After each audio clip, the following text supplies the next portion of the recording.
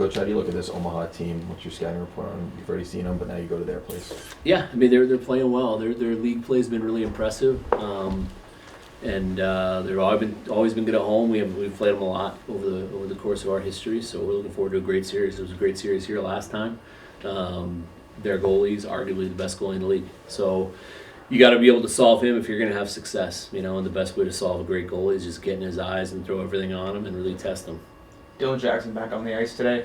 How's he been progressing? Good. I mean, he's I think gone from week to week to day. There's a really good chance he'll be in. Then he'll be a huge plus because he's a big game player. He's got a knack for scoring big goals in big games. He always has, and his times here is winding down, right? So we're hoping to get him in, and then we have 2 weeks to kind of rest up before playoffs, and not quite 2 weeks, but close, and we're hoping he goes. Omaha's power play has scored goals in 5 of the last 6 games. I think the total number of power play goals is 9. What have you noticed about what their power play does so well?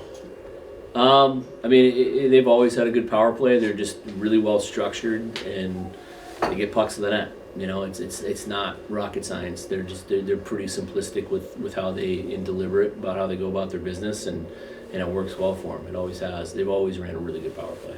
I know that you were hoping for more margin for error with the NCHC, and It hasn't really worked out that way this year. Is that primarily a function of non-conference results? So yeah, it's honestly it's our non-conference wasn't bad, but the league was. That's right. And so.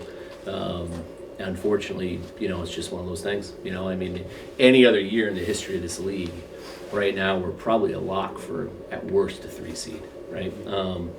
But it's where we are, and I think that the message yesterday was while it's unfortunate, we still control everything. Everything's in front of us, and even though a lot of people saw and talked about it was overall a good weekend for us last weekend. You beat the number 3 team in the country in regulation, then you go into overtime, which you get pairwise points for. You take 4 or 6 points over the weekend, and then you see yourselves move down. But what was explained to the players, because they don't really understand how pairwise works either, not a lot of people do, is the margin between 11 and 16 from an RPI standpoint for last weekend went like this, right? So we wanted to put ourselves in a position to go to Omaha, have success, and then make that dent, make that climb, and that's exactly where we are. If we go there and take care of business, we will climb. Pretty much in every scenario with where the teams are around us. And the other thing that happened last weekend, and huge credit to them, was Penn State's come out of nowhere. They go into Michigan State and they take 5 to 6 points. So they leaped us, and it's the margin between 16 and 11 right now is crazy. But we get to go on the road. You get more pairwise points for winning on the road, and we still control our destiny. And you go there and have success. We host a home playoff series, and then you continue to have success in the playoffs. If we can go and take care of business this weekend, and then come here and advance to the Frozen Face-Off, I think that by then we'll be in really good shape. Do you think that the pairwise should be tweaked in any ways? Yeah, I do. I think that the 3-on-3 is just, I loved it when it was 5-on-5, I mean, I'm a big advocate of having a similar rule book to the NHL because we're a development path in the NHL, but we have such a limited amount of games. Back when it was 5-on-5, I just thought that it was more applicable to how a 34 game schedule plays out. And you go into 3-on-3 and you battle so hard for 60 minutes, and it just doesn't make too much of a difference, right? So I just think you battle for 60 minutes, you play 5-on-5 for 5, you go to a shootout and league play for the extra point. That's what I would like to see it go back to, but it probably won't. And the good thing about the 3-on-3 is it's really good for the fans, because it's exciting to watch. So the people love it. And and some years you're gonna love it. This year we don't. We've lost 6 games in 3-on-3. Where last year we were incredible in 3-on-3. But every game we've lost in 3-on-3, we've had our grade A's and haven't finished, and other teams have. That's what it comes down to. So how do you correlate I know you're focused on your schedule, but how do you correlate like what you've seen from the Hockey East or the Big Ten versus the NCHC this season? Yeah, I mean, you look at, I don't understand, and Hockey East is a great league, but I don't understand how a team with one win in the league and is 4 spots below us in the Pairwise. It makes no sense. So it is what it is. They had a great non-conference schedule. We're accountable. We played Providence on the road, didn't get a win, so that hurt our league. Colorado College played them on the road, didn't get a win, but Denver swept Northeastern at home. They went to Maine, they split. Omaha beat UMass early in the year, so there's some success against that league head to head, but the computer really likes it this year, and it's the first year the computer didn't like the NCHC, and unfortunately it's just our first year. More excitement this time of year or stress with control? Way more excitement. Like it feels, this is fun, and I mean, for us, with everything we've gone through as a program to build to, be where we are with Mullet, with a great fan base, with the league, playing meaningful hockey at the end of February is what we've always strived to do, and so that's what we're doing. Last year at this time, we're sitting on 23, 22 wins with a great season and no chance to advance, and nothing really to play for other than just pride for the jersey. And that's while that's important, it's still hard to get kids to do. When there's no light at the end of the tunnel. With these guys, everything's in front of us. We get to go on the road, and I think 3 points clinches home ice. 2 wins this weekend very closely clinches second place, which is a hell of a first season in this league. And then we get a nice bye week, which is huge. It sets up really well for us to rest and recover, get some injuries and some bruises healed up before playoffs, and take care of business on home ice. And I think if we do those 2 things, I think we're going to go to Minneapolis locked for the NCAA tournament. That's the way I see it projected out.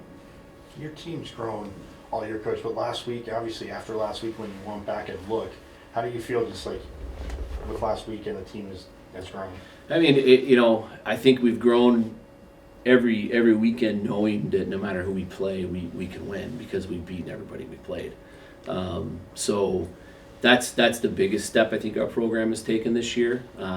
But the challenge that I gave the guys yesterday was we still have to be better at finishing games. Even Saturday, you have the lead twice in the third period, and you can't hang on to it, whether it's a mistake coming out of our zone or whatever the case is. Starting the third period 4-on-4, which we didn't want to do due to a little bit of a scrum after the whistle in the second. You have the lead. You want to start 5-on-5. You don't want to open up the ice and give them, more ice to be dangerous with. So, we have to apply everything we've been through this season, which we've been through a lot of ups, a lot of downs, but more ups than downs, and way more to be proud of than anything.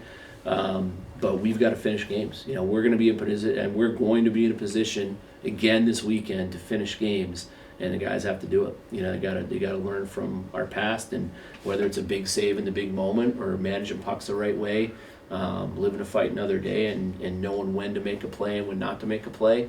Those are the messages that our guys have to really let resonate if we're going to continue to push and extend this season.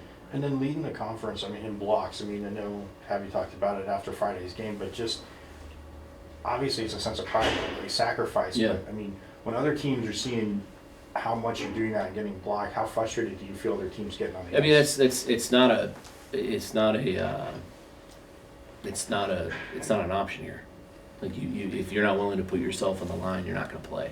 And that applies to everybody. And it's nice to have a senior captain that, in Ty Murchison, that is incredibly selfless in that regard, and puts his body on the line every night. And it just helps the goaltending out. It makes it really frustrating to play against. What it really does in this game is it gives your bench tons of energy. When there's nothing that gives the guys on the bench more energy and more juice than seeing a guy put his body on the line for his team, and that's what these guys are all about, and it's been really nice to see. Kyle Smolen, one player of the week. What did you see from him over the weekend? He just gets better every weekend. He's a great leader. He's going to be a captain here for sure next year, and he came in as a good blue collar guy. Waited his time to come in. Probably could have come in a year before he did, but knew that we needed to create some room for Master Smolen at the time, and he volunteered basically to go back and play junior and continue to develop. He just wants what's best for our program first and foremost. He's more concerned about the guys next to him than himself, and he plays that selfless brand of hockey that we want all of our guys to play. And he's been rewarded for it. He does everything in his life the right way, most importantly away from the rink. And we just have a genuine belief that if you operate the right way away from the rink and you treat people the right way away from the rink, when you're here, it's going to take care of itself. This is the easy part if you're operating the right way. He's literally the epitome of that in every way. Coach, it's been up and down year for Cruz with injuries and coming back in the second half. What have you seen from him here in the second half? Up and down, right? I thought his first game back was probably his best game, and he was out there kind of playing free and not thinking and not overthinking. And I thought he did some really good things last weekend. He had a really good practice today. It's all just him trusting his legs, and when you miss 6 months and you don't skate for 6 months, it's hard to get back into it. He came in mid-season, midstream, with a ton on the line and intense hockey where everybody's playing their best, tightest checking hockey of the season in a really good league. And what does he have? 7 points in 15 games. It's pretty good. And his best hockey is in front of him. I think he's going to have a really good weekend this weekend. You've consistently called this the deepest roster you've ever had, even before the season. How has this roster lived up to those expectations, and what are some things that have surprised you about it? Yeah, I think the best way it's lived up to those expectations is all the injuries, right? Despite all the injuries, we found a way to have success. And you saw the practice today was minus the week of Miami, where the unfortunate stuff happened with Benji and Artie. That was the most bodies we've had on the ice all year. So when you have the guys out that we had out, last time we played Omaha, projected this weekend, if our top 3 right wings are Bennett Shimmick and Dylan Jackson and who am I forgetting? Cruz Lucius, none of the 3 played against Omaha last time, right? And they were all hurt. So, I think it says volumes about, guys like Kyle Smolen and Ty Jackson who have been moved everywhere and anywhere in the lineup just to get us competitive and give us a chance, and they've done it incredibly well. But to be in the position we are without ever once having a fully healthy lineup that we projected to have on the ice, which we won't because Benji's out for the season, really proud of our guys. They've grinded through it, and we built a deep team, and it's shown despite a lot of injuries this year. This past weekend, you switched around the D pairs a little bit. What did you see from them against Western? Sometimes it's good just to mix it up and give them a little bit of a fresh partner and a fresh look. And we went back to kind of the way it was. It just felt right. But we got a good thing back there with righty lefty, and it's really easy to kind of mix them up when you need to. And there's situations where Dana puts out a different pair in an O-zone draw or a different pair in a big defensive zone draw. The D have been really good. They bought into anything we've asked them to do, and we're lucky. We're lucky to have 4 of our 6 guys back there as underclassmen. It bodes well for our future. NCHC Player of the Week. How's that feel? Great. It's cool and all, but we got more important things ahead of us. It's a great accomplishment. Teammates are great, congratulating me, but at the end of the day, it's individual success comes from team success. So. As long as we keep having that, we can expect more of that from everyone. So, have you guys both seen the league play get tighter and tighter as the year has gone along? How 1-goal games are consistently played by you guys against whoever? Yeah, I think details matter, especially towards the end of the regular season and going into playoffs. I think pretty much every game is going to be a 1 or 2 goal game. So, just kind of bringing that into our everyday approach and letting that translate onto the ice. With the whole control your own destiny thing at this point, is there excitement, more stress? Kind of how would you describe the emotions of what could be the next couple weeks here? I would say excitement for sure. I think for me at least previously, in previous years, we've never had conference playoffs. So usually at this time, we've kind of been on the outside looking in. So it's kind of hard to keep guys motivated and hungry. But yeah, I mean, it's the first year we've had it, and yeah, I think everyone's pretty excited. Especially as like a competitive athlete at this point, like you're just always hungry to just always have more and have a chance to keep going. So just having it in front of us is always a good thing. Even when we didn't have it, it was definitely tough, but now that we do, we just got to take it. We have to just perform at this point. Kyle, you've been on the line with Ty Jackson and Lucas Sillinger for a couple of series now. What do you think works so well with those two guys and you?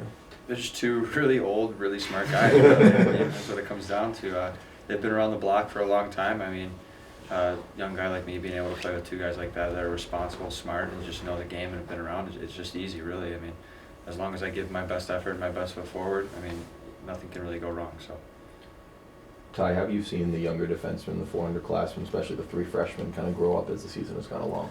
Yeah, I think we've been saying it all year. You know, they want to learn. They're hungry. They're great kids.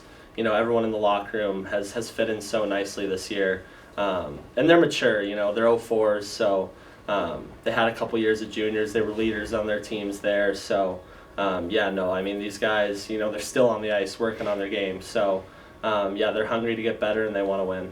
And going off that, Ty, I mean, what are the conversations like that you're having with those younger guys throughout the season? Yeah, I mean, just playing with Shellberg, we talk a lot. You know, we've grown pretty close over the year. I think over this last couple of months, our chemistry has really started to gel. But, you know, just, you know, I mean, most of these guys are only a year younger than me, so I'm not trying to be too hard on them or too much with them. You know, just being a good guy to them, being good friends with them. And, yeah, they've adjusted really well. Ty, you're one of the last guys left on the roster who's played at Oceanside. You guys are now in a position to potentially make the tournament in one of the best conferences in the country. What does that mean to you, and what does this program mean to you? Yeah, I mean, it's amazing. You know, it's what we dreamed of back when I committed here in the first place, was being in a conference and being in a hunt, being at the top. And, you know, to finally have that chance, you know, we've been talking about it, but, you know, it was enough talk. It was ready to get to it. So, yeah, I mean, I can't thank the coaches enough, the city of Tempe, the school. It's been amazing, and you know everything I dreamt of. Kyle, when we talked to Powers just now, he mentioned that he sees you as a captain next year and moving forward. What does that mean to you, hearing that from your head coach? I mean, it's the highest honor. You know, that's the guy that you look to for advice, and that's the guy you look to for leadership. For him to think of me as a person that could be the leader of this team, I mean, it's the highest honor, and it'd be a great privilege. I mean, I just I see it as this: if I could just be the best version of myself every day, I think that's the most appreciative aspect of me, is just being true to myself. So if I could show up to the rink every day and just be myself on the ice and off the ice, everything else would take care of itself. There's been a lot of opportunities this year for you guys to close out games with 1-goal leads late. What are you guys working on in that aspect, and what do you need to get better?